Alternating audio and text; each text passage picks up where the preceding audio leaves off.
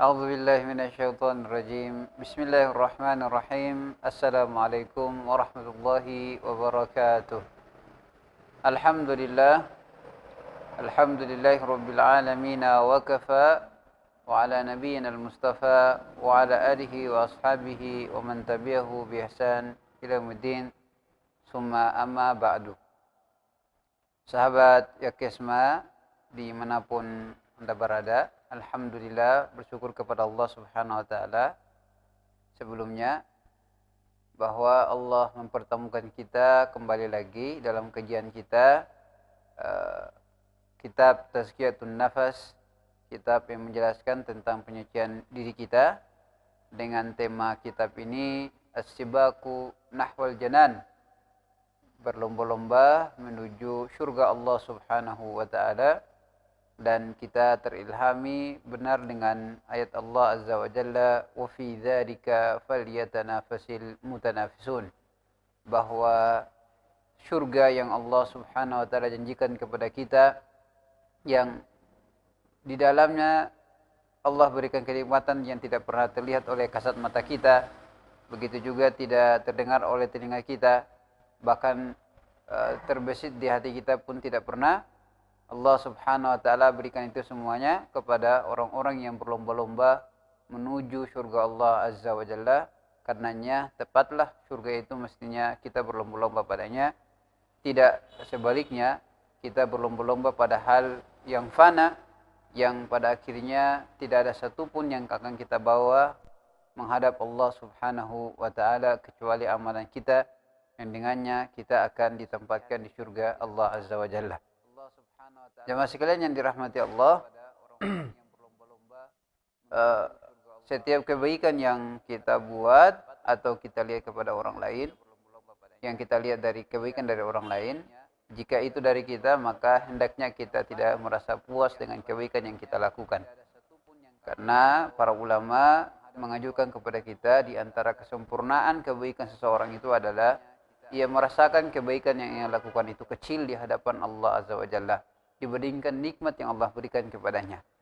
Dan jika kebaikan itu dilihat pada orang lain, maka kata para ulama, di antara hal-hal yang mubah untuk dilakukan seseorang dalam persoalan ini adalah ia boleh untuk hasad atau iri terhadap kebaikan yang orang lain lakukan dalam ranah akhirat atau dalam ranah berlomba-lomba mendapatkan surga Allah. Dan ini dibenarkan oleh hadis Rasulullah sallallahu alaihi wasallam, hadis muttafaqun alaih, yaitu ketika Rasulullah SAW mengatakan, la hasada illa fi itsnatain, tidak ada atau tidak boleh orang berhasad atau iri kecuali pada dua hal. Yang pertama kata Rasulullah SAW, rajulun atahullahul Qur'an fahuwa yakumu bihi ana al-laili wa atrafan nahar. Seorang hamba yang Allah rezekikan kepada dia, Allah berikan kepada dia Al-Quran, menghafal 30 juz, lalu kemudian di setiap hari dan setiap malam ia terus untuk membacakan ayat-ayat Allah itu, maka Rasulullah menyebutkan di sini kita boleh untuk menghasad mengapa dia bisa menghafal 30 juz. Dan yang kedua, rajulun atahullahu malan fahuwa yunfiquhu ana al-laili wa atrafan nahar, dan seorang hamba yang Allah berikan kepadanya harta, lalu dengan hartanya itu ia berinfakkan di siang dan malam hari di jalan Allah Subhanahu wa taala. Jadi Rasulullah sallallahu alaihi wasallam menyebutkan jika kebaikan pada orang lain, kita dibolehkan untuk hasad, yang dengannya kita terus masuk dalam arena berlomba-lomba menuju surga Allah Azza wa Jalla. Jemaah yang Allah cintai, pada pertemuan awal bulan, Masya Allah, kita ketemu lagi. Ini awal bulan hari Rabu, kita ketemu lagi nih. Kita sudah bahas tentang biaya administrasi yang mesti diberikan kepada orang yang mengikuti perlombaan ini. Sedikit saja mereview kembali, biaya apa yang mesti dibayar oleh setiap kita yang masuk dalam perlombaan ini, yaitu yang pertama, dia mesti membayarnya dengan qalbun la ya'riful qalban, hati yang tidak pernah lelah untuk terus bangkit. Kapan ketika ia tertinggal dalam perlombaan ini, maka dibutuhkan di sini adalah ia berikan hati yang tanpa lelah untuk terus bangkit. Ini adalah persyaratan yang mesti dia penuhi sebelum dia masuk dalam perlombaan menuju syurga Allah Subhanahu wa taala. Yang kedua adalah hati la yusadu bi tu'm. Hati yang dia tidak terikat oleh hal-hal yang namanya rasa di dunia. Baik itu makanan, pakaian dan lain sebagainya dibutuhkan di sini. Dan ketika ia terlepas dari kesemua itu, maka sangat mudah bagi dia untuk menjalani perlombaan ini dengan baik. Karenanya ini adalah syarat yang mesti dipenuhi oleh setiap kita. Ini beberapa hal yang sudah kita jelaskan pada awal bulan lalu. Nah, sekarang kita masuk pada intinya, yaitu bagaimana kita membuat hati kita semakin terdepan, semakin gesit ketika kita berbicara tentang syurga Allah Subhanahu wa taala. Ketika kita berbicara tentang kebaikan atau ketaatan, maka kita ingin untuk di sini kita ingin bicara pada kali ini adalah bagaimana membentuk hati yang demikian. Jamaah sekalian dirahmati Allah.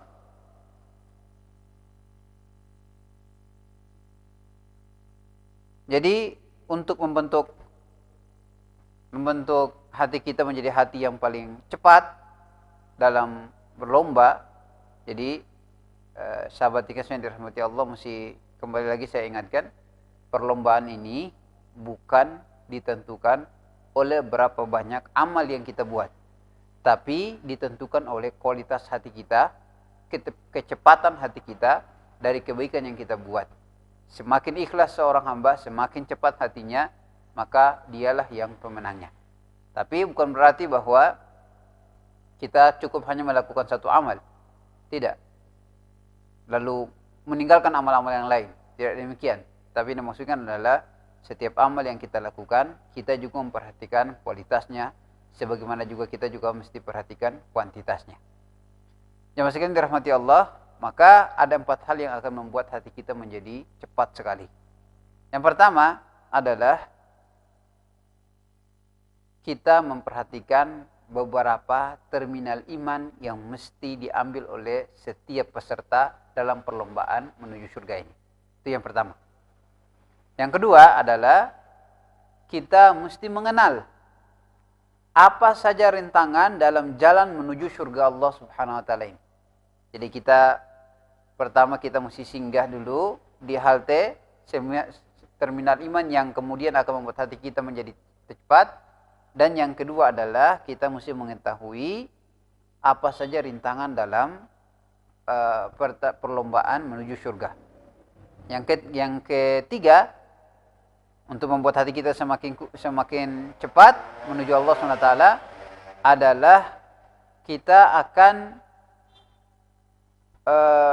mengamalkan 10 wasiat yang diwasiatkan oleh seorang hamba Allah Subhanahu wa taala yang soleh. 10 wasiat ini akan kita bahas. Dan yang terakhir adalah kita mesti mengetahui amalan apa yang paling terbaik. Jika kita tahu amalan apa yang paling terbaik, maka kita akan sangat mudah, hati kita sangat mudah sekali lebih cepat menuju Allah. Dan tentunya jaizah atau hadiah syurga tentunya kita akan lebih berhak untuk mendapatkannya. Jadi pada kesempatan kali ini ada 4 hal yang akan membuat hati kita yang akan cepat. Kita bahas pertama adalah apa saja terminal iman yang jika seorang mukmin singgah di terminal itu kemudian akan membuat hatinya akan menjadi cepat. Sahabat Ekesma yang dirahmati Allah, secara keseluruhan ada beberapa terminal. Dan terminal pertama yang kita akan bahas ini adalah, kata pengarang buku Dr. Khalid Abu Syadi, adalah zikrul maut, mengingat kematian. Beliau menyebutkan di sini bahwa sa'alana mutasabiq, ada salah satu peserta dalam perlombaan menuju surga ini pernah bertanya kepada beliau, Dia katakan, limadza ikhtartum wahata dzikrul maut litakuna awwal wahatin ya'wi ilaihal mutasabiqun. Mengapa wahai dokter engkau lebih memilih terminal pertama, yaitu mengingat kematian ini sebagai terminal yang begitu banyak yang mesti disinggahi oleh mereka peserta menuju perlombaan menuju surga ini. Lalu beliau mengatakan, fa'ajabna li'anna Rasulullah sallallahu alaihi wasallam kadza fa'al. Sebab demikianlah Rasulullah SAW melakukannya. Wa nahnu la qudwata lana ghairuh. Dan kata beliau, kita tidak punya teladan selain Rasulullah SAW, makanya kita mengikuti Rasulullah. Apa buktinya bahwa Rasulullah SAW sangat mengedepankan persoalan zikrul maut ini? Beliau kemudian menyebutkan salah satu hadis Rasulullah sallallahu alaihi wasallam yang diriwayatkan oleh sahabat Nabi Sahal bin Sa'ad As-Sa'idi. Kata beliau, kata Sahal, mata rajulun min ashabin Nabi sallallahu alaihi wasallam. Suatu saat ada salah seorang sahabat dari Rasulullah SAW ini wafat. Lalu para sahabat lain berkumpul, lalu kemudian mereka memuji sahabatnya yang wafat itu. Mereka menyebutkan kebaikan-kebaikannya, mereka menyebutkan tentang ibadahnya dan lain sebagainya. Sedangkan Rasulullah SAW dalam keadaan terdiam. Saat para sahabat setelah memuji sahabat yang wafat ini, mereka terdiam. Lalu kemudian Rasulullah SAW bertanya kepada para sahabat yang tadi memuji sahabat mereka ini. Kata beliau, hal kana yukthiru dzikrul maut? Adakah sahabat kalian yang wafat ini, ia banyak mengingat kematian? Lalu sahabat mengatakan, la ya Rasulullah, tidak ya Rasul. Rasulullah melanjutkan lagi, fahal kana yada'u katsiran mimma yashtahi? Apakah sahabat kalian ini banyak meninggalkan hal-hal yang ia ingini, yang ingin ia dapatkan, tapi namun ia tinggalkan? Kata para sahabat, tidak. Lalu Rasulullah SAW menegaskan, ma balagha sahibukum katsiran mimma tadhhabuna ilaih. Jadi sahabat kalian yang tadi kalian sanjung dia dan lain sebagainya, sesungguhnya dia tidak sampai pada derajat yang kalian sebut tadi. Subhanallah, sahabat yang dirahmati Allah, bagaimana Rasulullah SAW setelah mendengar seluruh pujian-pujian kepada sahabat yang wafat itu, beliau mengajukan dua pertanyaan, dan pertanyaan pertama adalah, kata Rasulullah SAW, apakah sahabat kalian ini banyak mengingat kematian? Jadi seakan-akan ini menjadi alamat begitu bahwa kebaikan seseorang itu adalah ia senantiasa mengingat kematian. Subhanallah, ada salah seorang Ansar ini menegaskan betapa mengingat kematian ini adalah sesuatu yang sangat penting, bahkan dia terminal yang mesti disinggahi oleh setiap kita yang menjadi peserta dalam perlombaan ini. Ada salah seorang sahabat dari Ansar berdiri kemudian berkata kepada Rasulullah SAW, ya Nabi Allah, man aqyasun nas? Ya Rasulullah, siapa orang yang paling cerdas? Jadi ia bertanya, siapa orang yang paling cerdas? Lalu bagaimana kira-kira jawaban Rasulullah SAW? Apakah Rasulullah akan jawab bahwa orang yang paling cerdas adalah orang yang paham tentang matematika, paham tentang fisika, paham tentang kimia, paham tentang ilmu fikih, usul fikih, tafsir dan lain sebagainya? Apakah itu yang dijawab oleh Rasulullah SAW? Sahabat yang dirahmati Allah, subhanallah, Rasulullah tidak menjawab semua yang tadi saya sebutkan. Justru Rasulullah mengatakan, aktsaruhum dzikran lil mauti wa aktsaruhum isti'dadan lil maut. Kata Rasulullah SAW, orang yang paling cerdas itu adalah orang yang paling banyak mengingat kematian dan yang paling banyak menyiapkan diri untuk kematian itu. Lalu Rasulullah menegaskan, ulaikal aqyas, mereka itu adalah orang-orang yang cerdas. Zahabu bisyarafid dunya wa karamatil akhirah. Mereka pergi dengan kemuliaan dunia dan kemuliaan akhirat pun demikian. Jadi ini penting sekali. Terminal pertama yang mesti disinggah oleh setiap kita adalah selalu mengingat kematian.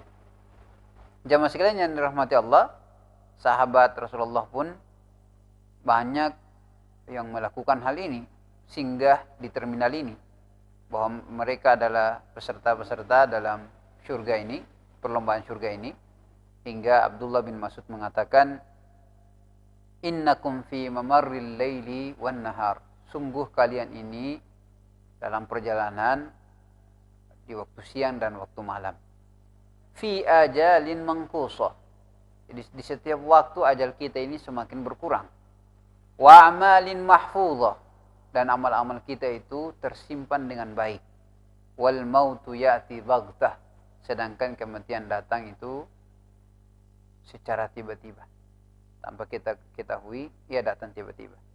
Man zara'a khairan yushaku an yahsuda raghbah, siapa yang menanam baik, siapa yang menanam dengan baik, dia akan memanennya juga dengan dalam keadaan gembira, pasti. Wa man zara'a syarran yusaku an yahsuda nadamah, dan bagi mereka yang menanam keburukan, dia pasti akan memanen penyesalan nanti di hari kiamat. Wa likulli zari'in misla ma zara', setiap orang yang menanam, ya dia akan mendapatkan apa yang ditanam olehnya. Jadi lihat bagaimana di situ disebutkan, kata beliau, wal mautu baghtah, ajal kita dari hari ke hari berkurang, kemudian sedangkan amalan kita tersimpan, lalu maut itu datang secara tiba-tiba, karenanya beliau meminta kepada kita untuk memperbaiki amalan. Nah, ini pandangan para sahabat. Begitu juga ada salafus soleh yang juga ditanya tentang terminal yang luar biasanya, yaitu zikrul maut ini, mengenai kematian. Ada di antara mereka sampai kemudian mengatakan, al mautu habibun yuwassiluni ilal habib. Jadi saking mereka cinta untuk mengingat kematian ini, mereka bilang kematian itu adalah kekasih yang dengannya akan mengantarkan aku ke kekasih yang sejati, yaitu Allah Subhanahu wa taala. Kayaknya sahabat Yakis yang dirahmati Allah, belum tentu juga kita sampai kayak begini ya. Ya, sampai melihat kematian itu sebagai kekasih. Itu perlu latihan yang panjang, yang kemudian akan membuat kita sampai ke tingkat melihat kematian itu adalah sebuah kemuliaan. Jamaah sekalian dirahmati Allah, ada juga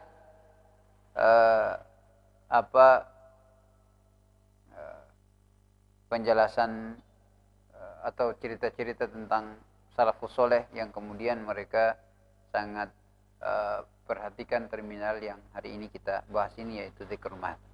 Nah, terakhir nanti kita akan bahas satu persatu, tapi hari ini sepertinya kita akan bahas dulu tentang terminal ini dulu. Apa saja wasail atau perantara yang kemudian akan membuat kita ini lebih mudah mengingat kematian?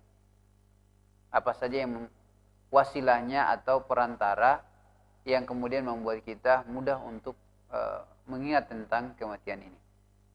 Di sini penulis menjelaskan ada beberapa hal, 3. Yang pertama adalah ziyaratul kubur wa dafnul mautah. Di antara yang akan membuat kita mudah untuk mengingat kematian adalah menziarahi kubur, ataukah datang melayat orang yang mati sampai selesai. Jadi ketika ia wafat, ia meninggal, kita datang melayatnya sampai kemudian kita menguburkannya. 2 hal ini sangat memungkinkan sekali untuk membuat kita itu akan mengingat kematian. Di beberapa kesempatan saya sendiri sering mewasiatkan, meminta kepada teman-teman yang kebetulan kami belajar bersama-sama, saya meminta kepada mereka untuk dalam 1 pekan ada sekitar 1 atau 2 menit saja kita singgah di salah satu kuburan di Kebun Cengke ini, daerah sana perempatan, yang jika kita singgah di situ saja 2 menit, sekedar ya kita tidak buat apa-apa, datang dengan motor atau jalan kaki atau dengan mobil, sebentar saja 2 menit, melihat kuburan itu sambil memberikan salam kepada mereka, Assalamualaikum ya ahlal kubur wa inna insyaallahu bikum lalahiqun. Kita berikan salam kepada mereka 2 menit itu saja, tapi saya yakin 2 menit itu sangat akan membuat kita menjadi pribadi yang senantiasa sadar bahwa pada akhirnya kita akan menempati tempat itu. Hanya saja menunggu giliran siapa yang akan menuju ke situ. Si fulan kah, kita semua sedang menunggu. Jadi membuat kita mudah untuk mengingat kematian adalah datang ziarahi kubur. Kemudian yang kedua adalah mengikuti orang yang menuju pemakaman untuk menguburkan salah seorang dari saudara-saudara kita yang meninggal. Rasulullah sallallahu alaihi wasallam pun telah mengatakan, kuntu nahaitukum an ziyaratil kubur. Sebelumnya saya sudah melarang kalian untuk menziarahi kubur. Ala fazuruha. Adapun sekarang ziarahilah, datanglah ke kubur itu, ziarah kubur itu. Fa innaha turiqul qalb. Sebab menziarahi kubur itu akan membuat hati kita menjadi halus. Menjadi halus ketika kita datang ke kubur itu. Wa tudmi'ul ain. Akan mudah membuat air mata kita itu akan menangis, mata kita akan menangis, mengeluarkan air mata. Wa tudzakkar al-akhirah, dan kita mudah untuk mengingat akhirat. Problem kita adalah karena kita jarang melihat kubur. Sering-seringlah dalam satu pekan kita datang menziarahi kubur siapa saja. Meskipun di situ tidak ada keluarga kita, datanglah dan lihat kubur itu. Sesungguhnya ia akan menjadi tempat kita nanti yang dengannya setelah itu akan membuat hati kita menjadi hati yang paling tercepat. Nah, itu yang pertama.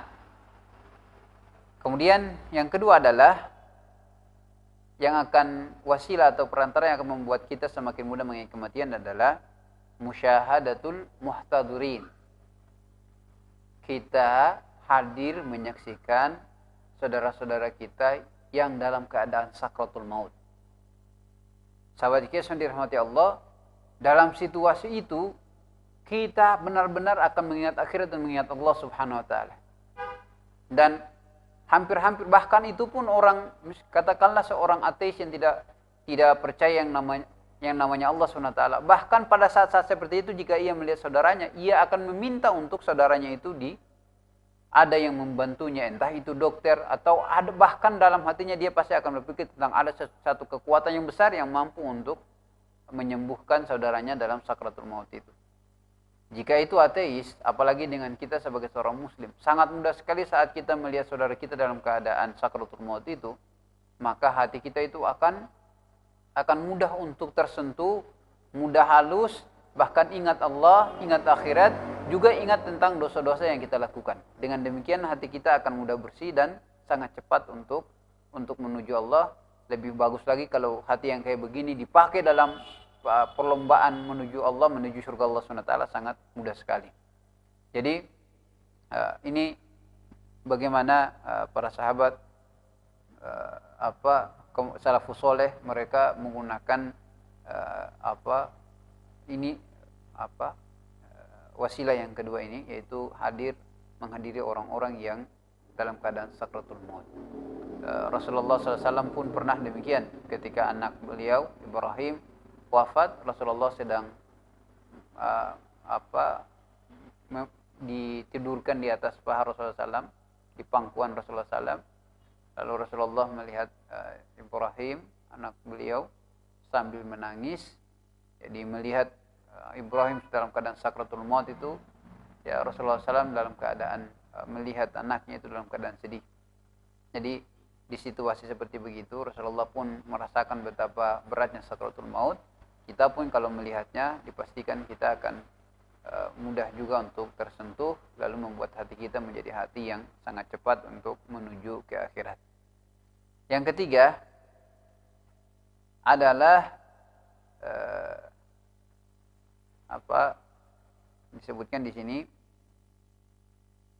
wasiat oleh salah seorang soleh, al-arif billah, orang-orang yang dekat dengan Allah Subhanahu wa taala. Wasiatnya, kata ia, membuat satu pertanyaan, Ini yang terakhir ini. Perantara terakhir. Jika kita misalnya tidak menziarah kubur atau belum sempat hadir di orang-orang yang dalam keadaan sakaratul maut, maka yang ketiga ini sangat memungkinkan bagi kita, bahkan dalam situasi apapun kita bisa melakukannya. Yaitu wasiat dari salah seorang hamba Allah yang mulia ini. Ia mewasiatkan, kata beliau, agmid ainaika, cobalah untuk memejamkan mata kita, wajul bi khatirika fi ma madha, dan cobalah untuk mengitari dengan bayangan kita, imajinasi kita terhadap apa yang sudah berlalu. Wa tadzakkar akhira maitin wada'tahu mimman ta'rifuhu. Lalu coba bayangkan orang-orang yang pernah engkau temui dan mereka sekarang sudah tidak lagi bersama dengan kita. Jadi orang-orang yang kita cintai yang tidak lagi bersama dengan kita. Jadi pejam mata kita, lalu kemudian kita bayangkan tentang orang-orang yang terdahulu yang sempat duduk bersama dengan kita, baik dalam majelis atau di mana saja yang kita berteman baik dengan mereka. Coba kita bayangkan mereka, lalu tanyakan kepada diri kita, kapan lagi kita akan bertemu dengan mereka? Jika jawabannya adalah sepertinya kita tidak akan bertemu lagi, misalnya dikarenakan dia sudah menjadi tulang belulang, maka dipastikan orang muda begini pemikirannya adalah orang kafir. Tapi seorang muslim akan mengatakan bahwa tidak, itu bukan akhir dari pertemuan kita. Itu bukan akhir, tapi kita akan bertemu lagi. Kita akan bertemu lagi nanti di akhirat. Lalu bahkan misalnya kayak begitu, dulu ada salah seorang musuh Allah SWT, Umayyah bin Khalaf pun pernah mengatakan demikian tentang orang-orang yang wafat ini. Kapan lagi kita bisa ketemu? Menurut mereka ya kalau sudah wafat ya sudah selesai. Kata Umayyah bin Khalaf, qala man yuhyil idhama wa hiya ramim. Ya kalau orang sudah mati, tulang belulang, dagingnya sudah habis, siapa lagi yang membangkitkan ini? Ya kita kan kita tidak akan bakal ketemu lagi. Maka Allah SWT perintahkan Rasulullah SAW untuk menjawabnya, Qul yuhyiha alladhi ansha'aha awwala marra wa huwa bikulli khaliqin alim. Katakanlah yang akan mengembalikan lagi ansha'ah, akan mengembalikan lagi tulang belulang itu sebagaimana sebelumnya adalah Allah Subhanahu wa taala. Jadi kalau kita bayangkan seperti tadi, kemudian kita berikan jawaban, kita pastikan bahwa setelah ini masih ada pertemuan yang nanti kita akan ada di situ. Dengan demikian kita akan sangat mudah mengingat tentang kematian ini. Jamaah sekalian dirahmati Allah. Tapi ada 3 pilihan setelah kita membayangkan tadi. Yang pertama adalah ketika kita bayangkan orang-orang tadi, yang pertama bisa jadi kita dan dia berada dalam surga. Kalau demikian, alhamdulillah jika itu terjadi. Maka sebagaimana dalam Al-Qur'an Allah mengatakan wal malaikatu yadkhuluna 'alaihim min kulli bab salamun 'alaikum bima sabartum fa ni'ma 'uqbad dar. Nanti kalau kita dengan orang-orang yang kita cintai sebelumnya yang sudah mendahului kita ini bertemu kembali lagi di surga, maka malaikat akan datang kepada kita di setiap pintu-pintu. Ini menegaskan betapa banyak pintu dalam surga itu. Mereka datang dan mengatakan salamun 'alaikum bima sabartum. Semoga keselamatan diberikan kepada kalian atas kesabaran kalian. Itu kemungkinan pertama. Atau kemungkinan kedua. Kemungkinan kedua adalah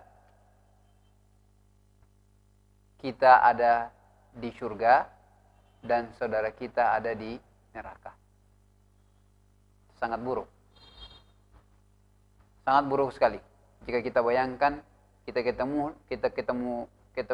lagi dengan saudara kita ada di surga, dia ada di neraka. Atau sebaliknya, kita ada di neraka waliyadzubillah dan dia ada di surga. Dan saat itu akan berlaku beberapa ayat-ayat Allah SWT. Wa yawma ya'addu adh-dhalimu 'ala yadayhi yaqulu ya laitani ittakhadtu ma'ar rasuli sabila, ya wailata laitani lam attakhidh fulanan khalila. Coba dulu ya, saya jadikan saudaraku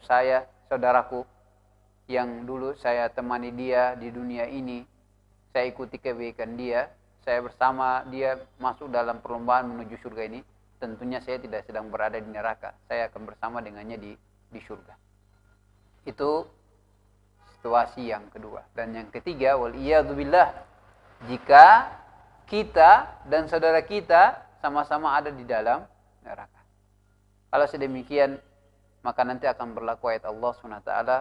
Kalau ada yang lain lagi, yang dalam ayat yang lain, misalnya di surat Al-A'raf, di mana Allah bilang orang-orang penduduk surga akan bertanya, "An qad wajadna ma wa'adana rabbuna haqqan, fahal wajadtum ma wa'ada rabbukum haqqan?" Qalu na'am. Nanti kita akan jawabnya. Jadi penduduk surga akan bertanya, kalian sudah dapat, kami ini sudah dapatkan apa yang Allah janjikan. Kalian sudah dapat belum? Maka orang-orang yang di neraka akan menjawab, ya, kami telah mendapatkannya.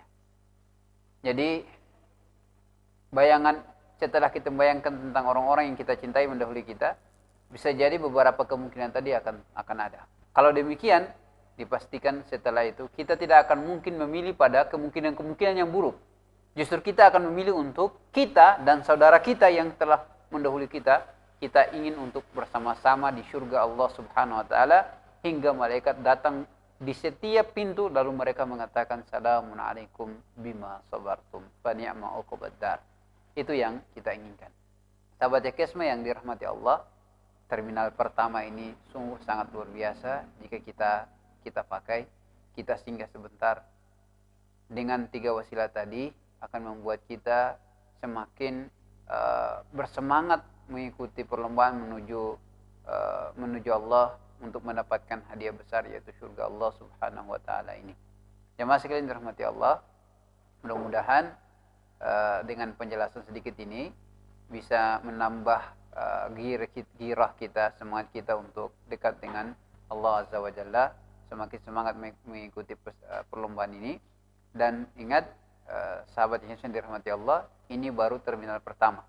Masih ada beberapa terminal dan beberapa hal yang lain yang mesti kita selesaikan agar membuat hati kita menjadi hati yang cepat, yang dengannya kita akan mendapatkan hadiah dari Allah Azza wa Jalla.